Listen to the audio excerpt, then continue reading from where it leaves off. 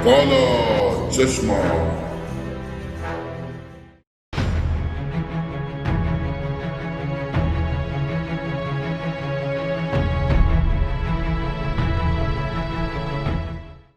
नमस्कार, नमस्ते, स्वागत है। सब कुछ एक साथ है और हम लेके आ गए हैं आपके लिए काला चश्मा का एक नया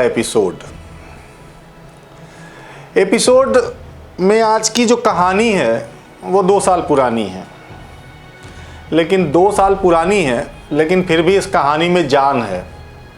बताता हूँ आपको क्या है पूरा मामला। याद होगा आपको कि सरकार बनी 2017 में भारतीय जनता पार्टी की और योगी जी को मुख्यमंत्री बनाया गया। उसके बाद एक बहुत बड़ा इवेंट दूसरे साल 2018 में उत्तर प्रदेश में किया गया, जिसका नाम दिया गया इन्वेस्टर समिट। ये बताया गया कि अगर इन्वेस्टमेंट उत्तर प्रदेश में आएगी, उत्तर प्रदेश से बेरोजगारी जो है वो भाग जाएगी, दूर चली जाएगी। इसके लिए चूंकि सरकार सरकारी नौकरियां तो दे नहीं रही थी, ना पहले की सरकारें दे रही थी, ना अब जो मौजूदा सरकार है वो दे रही है। तो लिहाजा एक इन्वेस्टर समिट नाम का एक बड़ा प्रोग्राम ज़बरदस्त टाइप का उत्तर प्रदेश में आयोजित किया गया। दावा किया गया कि इस कार्यक्रम के तहत जो इन्वेस्टमेंट आएगी उससे करीब 2.5 लाख लोगों को रोजगार मिलेगा। फिलहाल इन्वेस्टर समिट का आयोजन हुआ लखनऊ के इंदिरा गांधी प्रतिष्ठान में। बतौर मुख्य अतिथि उसमें प्रधानमंत्री श्री नरेंद्र मोदी जी का आगमन हुआ और यूपी सरकार ने दावा किया कि इस इन्वेस्टर समिट के बाद उत्तर प्रदेश में 90,000 करोड़ का निवेश आया है या आएगा। उसके बाद 2018 के बाद और कार्यक्रम हुए, ग्राउंड ब्रेकिंग सेरेमनी हुई, ब्रेकिंग सेरेमनी हुई।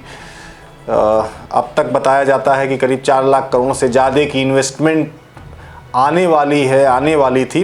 फिलहाल जो भी हो, ये कहानी थी, शुरुआत की जो भूमिका थी वो मैंने आपको बता दी कि मैं इस कहानी से जुड़ा एक राजफाश करने जा रहा हूँ कि जिस समारोह की शुरुआत की गई थी इस नाम पर कि वहाँ पे उस कार्यक्रम के तहत, उस प्रोग्राम के तहत करीब 2.5 लाख लोगों को रोजगार मिलेगा और 90,000 करोड़ का इन्वेस्टमेंट आएगा। उसकी शुरुआत में पूरे उत्तर प्रदेश का जो सरकारी अमला है वो जुट गया और उसमें आदित्य बिड़ला ग्रुप के चेयरमैन, अंबानी ग्रुप के चेयरमैन, आनंद महिंद्रा, बहुत सारे ऐसे जो देश के जाने माने उद्योगपति थे उन्हें बुलाया गया। अब चूंकि आयोजन बड़ा था तो तैयारी भी बड़ी करनी थी। तो सबसे पहले जो तैयारी की गई वो तैयारी की गई कि जिन अतिथियों को बुलाया जा रहा है, सरकार जिन्हें आमंत्रित कर रही है, उनके रुकने की व्यवस्था कहाँ की जाए। तो लखनऊ चूंकि बड़ा महानगर है, यहाँ 5 स्टार से लेकर 2 स्टार 3 स्टार बहुत सारे होटल हैं। आपको विश्वास नहीं होगा कि उस वक्त जब ये इन्वेस्टर समिट हो रहा था तो अगर कोई बाहर से लखनऊ आ जाता जो इन्वेस्टर समिट से ना जुड़ा हुआ हो तो उसको लखनऊ के एक छोटे से गेस्ट हाउस में एक छोटा सा 1000 रुपए का कमरा नहीं मिलता था, क्योंकि सब सरकार ने बुक कर लिए थे अपने आने वाले अतिथियों के लिए, चाहे वो 5 स्टार हो, चाहे वो 3 स्टार हो, चाहे वो 2 स्टार हो या कि गली मोहल्ले का गेस्ट हाउस हो, सारे कमरे बुक हो गए। अब कहानी यहीं से शुरू होती है। दरअसल हुआ ये कि कमरों को बुक करने की जिम्मेदारी सौंपी गई पर्यटन विभाग को। औद्योगिक विकास मंत्री सतीश महाना जी के नेतृत्व में प्रमुख सचिव पर्यटन और तमाम उच्चाधिकारियों की एक बैठक हुई। बैठक में निर्णय लिया गया कि जो लग्जरी क्लास के मतलब एलीट क्लास के जो इंडस्ट्रियलिस्ट आ रहे हैं उनके लिए लखनऊ के 1279 कमरे होटलों के बुक कराए जाएं और उसके साथ साथ 54 सूट बुक कराने की बात कही गई, मतलब निर्णय लिया गया। तो 1279 कमरे किसी एक होटल में तो होंगे नहीं, तो जितने भी 2 स्टार 3 स्टार 5 स्टार जितने भी होटल थे वो सब बुक कर लिए गए। भाई बड़ा आयोजन था, प्रधानमंत्री जी को आना था। लेकिन कहानी यहीं से शुरू हुई और उस कमरे की जो बुकिंग की जिम्मेदारी थी वो पर्यटन विभाग के समूह ग के एक कर्मचारी को दे दी गई।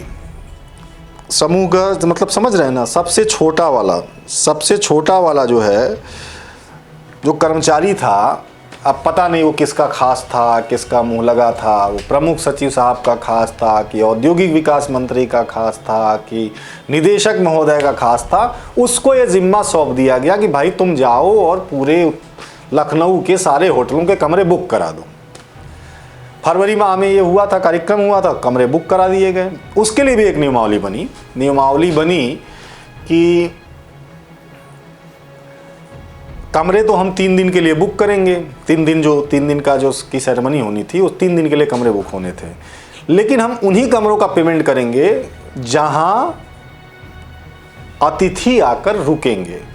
उसके लिए हेल्प डेस्क बनाया गया। हर होटल में पर्यटन विभाग का एक हेल्प डेस्क हुआ। पूरा एक अच्छा खासा बजट रखा गया। उसका जो बजट है वो मैं बता दूं आपको कि वो बजट रखा गया 1,51,48,760 रुपए का। यानी 1,51,48,760 रुपए का बजट निकाल के रख दिया गया सिर्फ कमरों की बुकिंग के लिए। अब बताते हैं आपको कि जो कमरों के बुकिंग की जिम्मेदारी दी गई वो मिस्टर पारिजात पांडे, जो समूह ग के कर्मचारी हैं पर्यटन विभाग के, जिनके पास कोई भी प्रशासनिक क्षमता नहीं थी, कोई प्रशासनिक कार्य करने का अनुभव नहीं था, उनको अधिकारियों ने जिम्मेदारी सौंप दी और पांडे जी ने भैया कर दिया यहीं पे खेल। अब आपको बताते हैं, ग्रैंड JBR लखनऊ का एक होटल, 17 कमरे उसके 17 के 17 बुक हो गए 3 दिन के लिए। यानी 17 गुना 3 हो गया 51, तो 51 कमरे हो गए। तो अब ग्रैंड JBR होटल में एक भी अतिथि नहीं गया, कोई नहीं आया, मतलब इन्वेस्टर समिट में आने वाला कोई व्यक्ति उस होटल में गया ही नहीं। लेकिन ग्रैंड JBR होटल के 51 कमरे का भुगतान पारिजात पांडे जी ने कर दिया। अब आइए दूसरे जो होटल हैं, होटल लेबुआ, फॉर्चून, नोवाटेल, लाइनेज, ये 4 होटल और थे। इनके भी कमरे बुक किए गए। इनके 50% से ज़्यादा कमरे खाली रहे, लेकिन इनका भी भुगतान कर दिया गया 3 दिन का। हयात होटल के भी लगभग 50% से ज़्यादा कमरे खाली थे, लेकिन इनको भी 48 लाख रुपए का भुगतान कर दिया गया।